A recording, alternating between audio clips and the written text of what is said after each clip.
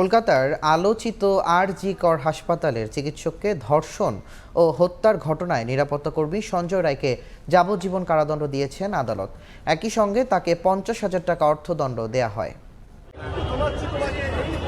সকাল থেকেই নজিরবিহীন নিরাপত্তা মধ্য কলকাতার শিয়ালদা আদালত চত্বরে। গেল 18 জানুয়ারি আদালতের বিচারক অনির্বাণ দাস আসামি সঞ্জয় রায়কে দোষী সাব্যস্ত করে 20 জানুয়ারি সাজা ঘোষণার দিন ধার্য করেন।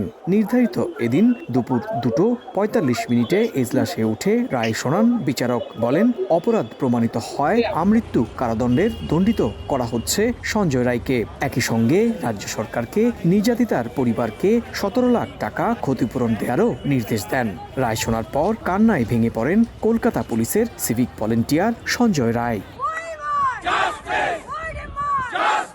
রায় শোনার পর আদালত চত্বরের বাইরে বিক্ষোভ করেন প্রতিবাদকারী চিকিৎসক সহ নাগরিক সমাজের প্রতিনিধিরা। বলেন, কেন্দ্রীয় তদন্তকারী সংস্থা সিবিআই মামলাটির তদন্ত সঠিকভাবে না করায় আইনের ফাঁক দিয়ে বের হতে পেরেছেন অভিযুক্ত। এদিকে আদালতের রায়ে খুশি নন নির্যাতিতার বাবা মা এবং পরিজনও।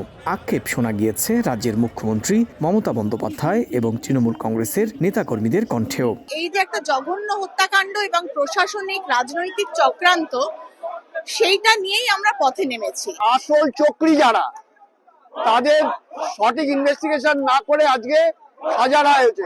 এবারও উনি ব্যাপারটা ম্যানেজ করে নিয়েছেন। 12 মিনিট আমরা দেখতে পেলাম যে বিচার প্রক্রিয়া সম্পন্ন হয়ে গেল। জজ সাহেব যখন সাজা ঘোষণা করেন, উনি বলেছেন, তিনি ক্রিটিসাইজ করেছেন ওনার এই ইনভেস্টিগেশন নিয়ে কিছু কনফিউশন ক্রিয়েট হয়েছে। 54 দিন থেকে 60 দিনের মধ্যে আমরা ফাঁসি অর্ডার করেই দিয়েছি। আমরা তো বলেছিলাম, আমরা যদি করতে না পারি তাহলে আপনারা সিবিআইকে দিন, আমার কোনো আপত্তি নেই, কারণ আমরা চাই বিচার হোক। এই নরক বিচারদের চরমতম শাস্তি হওয়া উচিত। 9 আগস্ট রাতে ডিউটি করার সময় নির্মম হত্যাকাণ্ডের শিকার হন 32 বছর বয়সী নারী চিকিৎসক। ঘটনার পরপরই মমতা প্রশাসনের বিরুদ্ধে চিকিৎসা ব্যবস্থায় দুর্নীতির অভিযোগ এনে রাজপথে নামে নাগরিক সমাজ। এমনকি মমতা বন্দ্যোপাধ্যায়ের পদত্যাগেরও দাবি ওঠে। পরে বাধ্য হয়ে কলকাতার পুলিশ কমিশনার সহ শীর্ষ কয়েকজন কর্মকর্তাকে সরাতে বাধ্য হয় রাজ্য প্রশাসন। সুব্রত আচার্য, সময় সংবাদ, কলকাতা।